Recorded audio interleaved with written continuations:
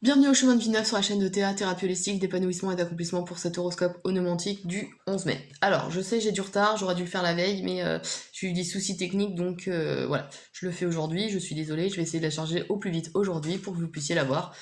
Voilà, donc l'horoscope va du 11 mai jusqu'au 19 mai. Alors, pour les nouveaux arrivants, je tenais à vous expliquer que les arcanes ici présents sont dus exclusivement à des calculs astronumérologiques que je fais en fonction de votre chemin de vie et des influences planétaires mensuelles de votre chemin de vie.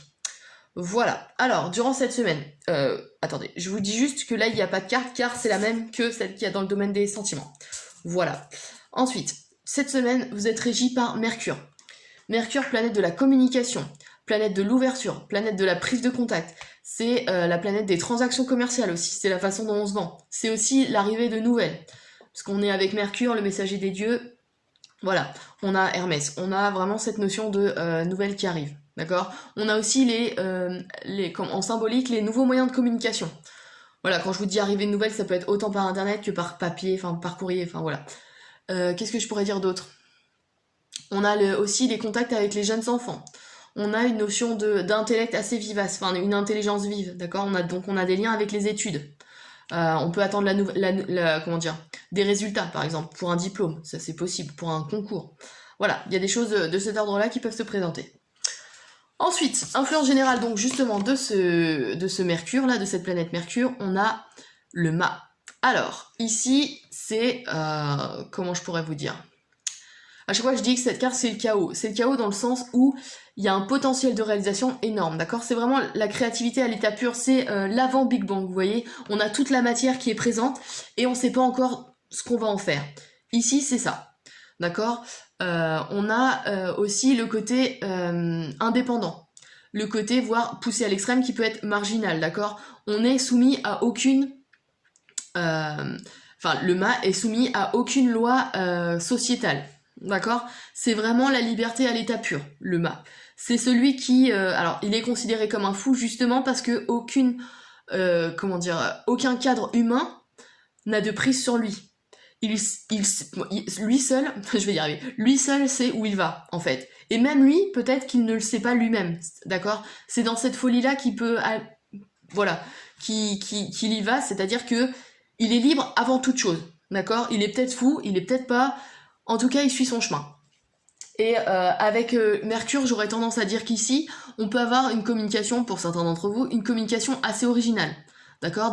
Des publicités, des choses qui vous permettent de vous vendre, qui peuvent sortir du lot. D'accord? On peut avoir une symbolique comme ça. Alors on va voir plus spécifiquement dans les domaines, mais en tout cas, ouais, c'est ce qui m'est venu intuitivement là. Ouais. Ouais. Attention peut-être, voilà, comme je vous l'ai dit, Mercure c'est les transactions commerciales, donc attention peut-être à ne pas être trop marginal. Ça peut faire peur à certains investisseurs ou futurs partenaires, mais bon, on va voir.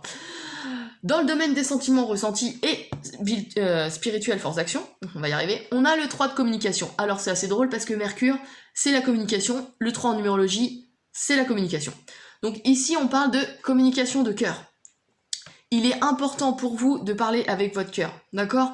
Le 3 en numérologie, quand il est en surinvestissement, il est, il est plus attaché à son image sociale qu'à la profondeur de ses dires, d'accord, de sa communication.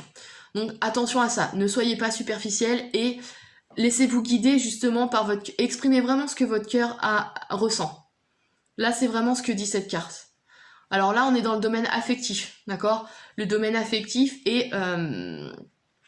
oui, le domaine des sentiments et le domaine des ressentis, d'accord? Vous devez vraiment essayer de trouver le juste milieu entre ce que votre cœur ressent et ce que vous devez exprimer à votre entourage, d'accord? Que ce soit familial, amoureux ou amical, d'accord? Qu'est-ce que je pourrais dire avec le 3 de coupe, on a aussi des amusements avec les amis. Il y a des choses de cet ordre-là qui peuvent se présenter, donc ça c'est plutôt sympa. Hein, durant cette semaine, il peut y avoir des soirées avec des amis. Ouais, c'est une des autres symboliques qui peut ressortir. Ouais. Je réfléchis parce que on a une énergie... Ah ouais, d'accord. Voilà, ici on a une énergie uranienne. Sachant que le mât est aussi plutôt original et tout, Uranus c'est une planète d'originalité, de choses qui sortent de l'ordinaire.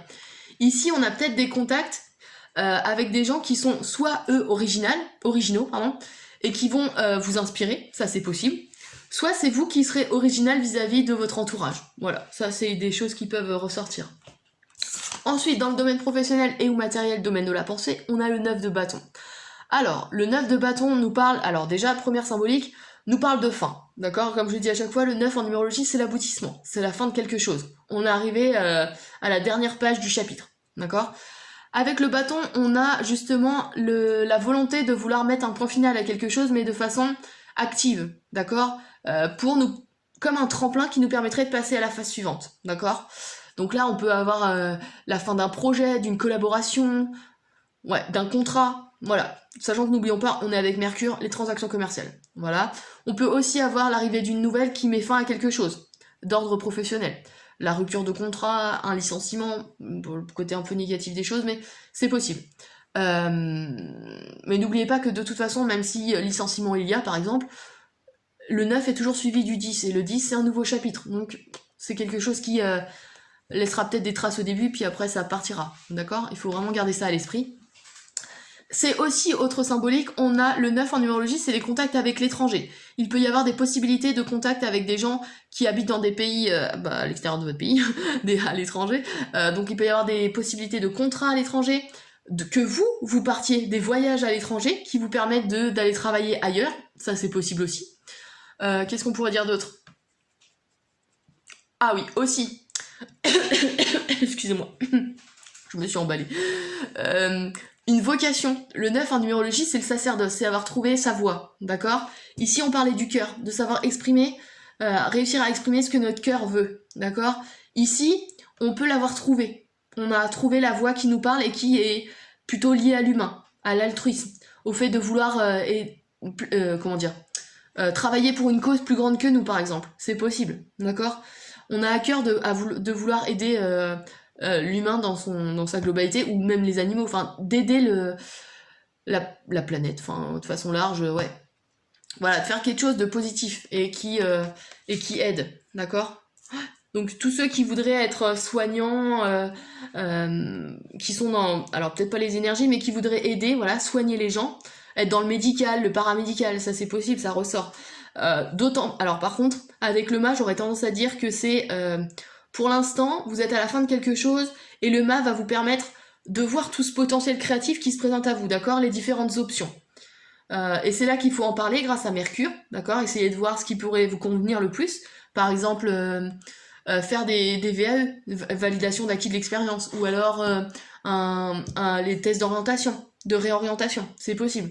Il y a des choses qui peuvent se présenter. Qu'est-ce que je pourrais dire d'autre? Là, on est dans le domaine de la pensée, donc même intellectuellement, vous savez que vous êtes arrivé à la fin, d'accord, de quelque chose, et qu'il va vous falloir redémarrer quelque chose de nouveau, d'accord? Et puis pour certains d'entre vous, le mât aussi représente le côté indépendant. Donc il y a peut-être certains d'entre vous qui veulent veulent se lancer à leur compte. C'est possible aussi. Alors on n'est pas dans le 1, le côté autoritaire et management, donc c'est peut-être juste rentrer dans une association, par exemple, pour ceux qui ne sont plus dans la sphère professionnelle. Ouais, rentrer dans l'associatif, c'est possible. Voilà. Ou créer une association. Voilà. Et enfin, dans le domaine de la volonté force d'action spirituelle, comme je vous l'ai dit, ce qui doit vous aider à mettre fin à un point final ici, et ou même débloquer, enfin comment dire, développer des contacts à l'étranger, ou des projets, ou des partenariats, il faut parler avec votre cœur. Sachez vendre ce que vous avez, ce qui vous plaît, ce qui vous fait vibrer, et parce que les couples c'est vraiment les sentiments, hein, donc c'est vraiment ce qui vous plaît. Et ici on parle de communication de cœur. Donc ouais, comme je vous l'ai dit, avec Mercure, l'ouverture elle est présente, mais il faut rester vrai, d'accord? Ouais. Et sachez, en même temps, il faut être vrai, mais sachez vous vendre, d'accord? Ouais. Et si vous arrivez à faire ça, pour moi, le potentiel créatif, entre guillemets, amorcé par le mât, sera positif. Voilà pour cet horoscope donc du 11 au 19 mai. N'hésitez pas à liker, à partager et à vous abonner si ce n'est pas déjà fait.